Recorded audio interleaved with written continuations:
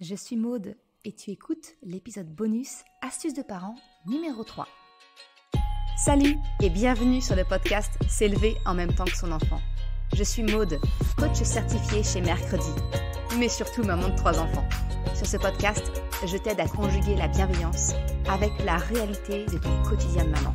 Utiliser ton choix d'une parentalité bienveillante comme un accélérateur de ton propre développement personnel. T'aider à changer de regard sur les situations que tu vis avec ton enfant pour t'en servir, pour grandir et apprendre sur toi.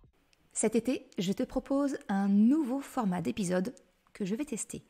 Des épisodes courts sur un sujet précis pour t'aider à éviter peut-être certains pièges dans ta parentalité.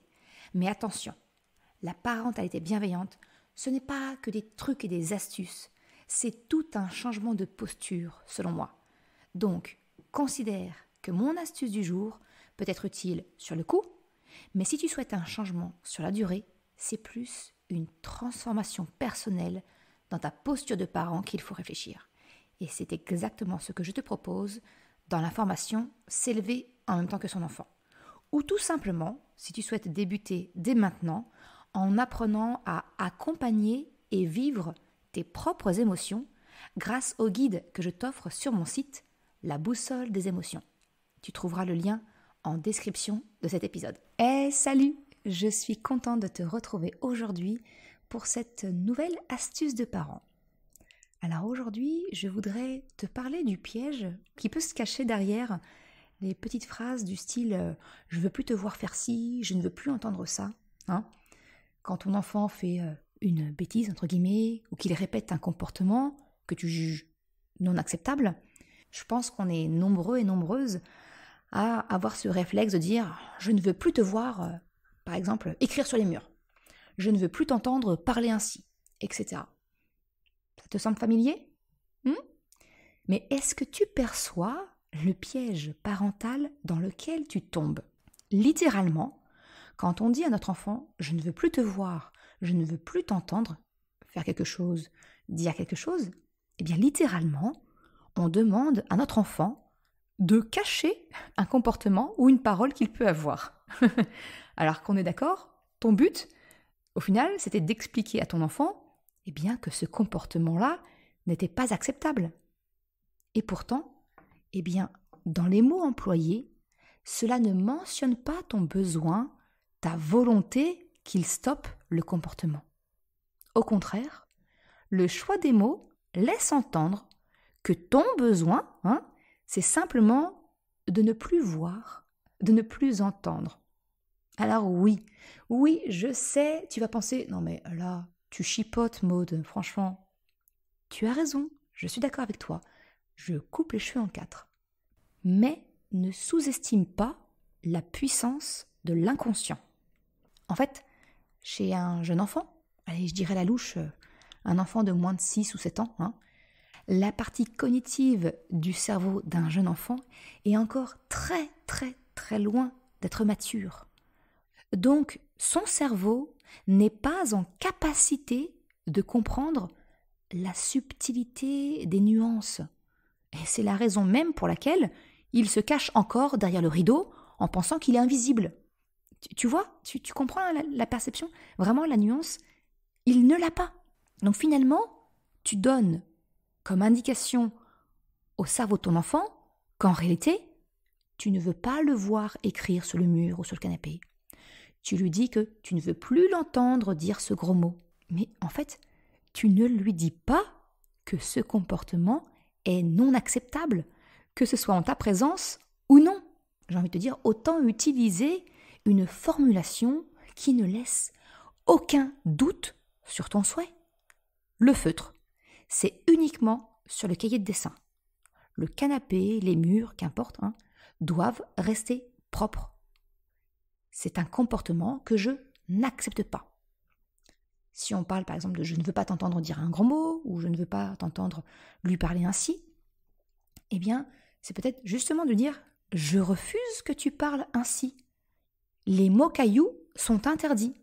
Alors, chez moi, tout ce qui est gros mots et insultes, eh bien, pour illustrer le mal qu'ils peuvent faire quand ils sont lancés à quelqu'un, on appelle ça des mots cailloux. Donc voilà, je refuse que tu parles ainsi. Les mots cailloux sont interdits. Alors tu vas me dire que peut-être que ton enfant est plus grand et que tu penses qu'il est tout à fait en mesure de saisir la nuance quand tu lui notifies que tu ne veux plus le voir faire ou entendre quelque chose. Mais là encore, je t'encourage vraiment à modifier ta formulation parce que le choix des mots a toujours son importance. Parce que je le répète, ne sous-estime pas la puissance de l'inconscient. Je t'en ai un petit peu parlé dans l'épisode bonus numéro 4 de la saison 1 du podcast, où je te conseille toujours de formuler positivement ta demande. Parce que finalement, la négation, même dans ton cerveau adulte, ça demande une gymnastique contradictoire. Celle de formuler une idée mentale, puis de la déconstruire. C'est un petit peu comme l'exemple très connu du livre d'Isabelle Filiosa, où elle dit « Ne pensez pas à une girafe ». Ton cerveau va d'abord penser à une girafe, puis annuler l'action. C'est là aussi la même chose. En fait, tu plantes un petit peu à la manière du film Inception, tu plantes dans le cerveau de ton enfant l'idée que ton besoin, c'est de ne pas le voir faire, de ne pas l'entendre dire quelque chose, et que tu ne donnes aucune information concernant l'action en elle-même. D'autre part, si je te parle de la puissance de l'inconscient, laisse-moi te décrire l'étendue de ton inconscient. Le tien d'abord, mais c'est également le cas pour l'inconscient de ton enfant. Pour te montrer un petit peu le ratio entre la partie consciente et la partie inconsciente d'un cerveau, je vais utiliser un bonhomme Playmobil. Tu vois, tu prends dans la main, ça fait quoi? Ça fait même pas 10 cm, un petit bonhomme Playmobil. Voilà. Ce bonhomme Playmobil, sa taille, ça représente finalement l'étendue de la partie consciente du cerveau. Ok? Maintenant, comparons-le à la partie inconsciente du cerveau. Est-ce que tu as une estimation de ce que représente la partie inconsciente si on le compare à la taille d'un bonhomme Playmobil? Est-ce que tu as une petite idée? En comparaison, l'inconscient est aussi haut que la tour Eiffel. Tu comprends alors toute la puissance de l'inconscient? Tu comprends qu'il vaut mieux, alors effectivement, chipoter sur les mots et mettre à profit la partie inconsciente du cerveau de ton enfant? Parce que je te rappelle, on parle d'un bonhomme Playmobil versus la tour Eiffel. Alors je ne sais pas toi, mais moi, en tout cas, j'ai fait le choix d'utiliser le potentiel de l'inconscient dans ma parentalité. Donc, pour conclure cet épisode, si ce que je te partage te parle, pense à décrire exactement le comportement que tu souhaites que ton enfant cesse. Ne parle pas de toi, de ce que tu ne souhaites plus voir ou entendre. C'est vraiment, faut oublier cette formulation. Je te remercie d'avoir écouté cet épisode jusqu'à la fin. Comme tous les épisodes bonus Astuces de parents, il n'y a pas de retranscription sur le site mercredi.com. Mais par contre, tous les liens dont je te parle sont en description de l'épisode. Si tu as aimé cet épisode, s'il t'a été utile, je t'invite à le partager, à en parler autour de toi. Ou si le cœur t'en dit, de me laisser un commentaire ou une note de 5 étoiles sur Apple Podcast ou Spotify. Ça permet vraiment de faire connaître le podcast. Ça envoie un message très positif à tous les algorithmes. Et en plus, ça m'encourage à progresser, à continuer, les jours où j'ai un petit coup de mou.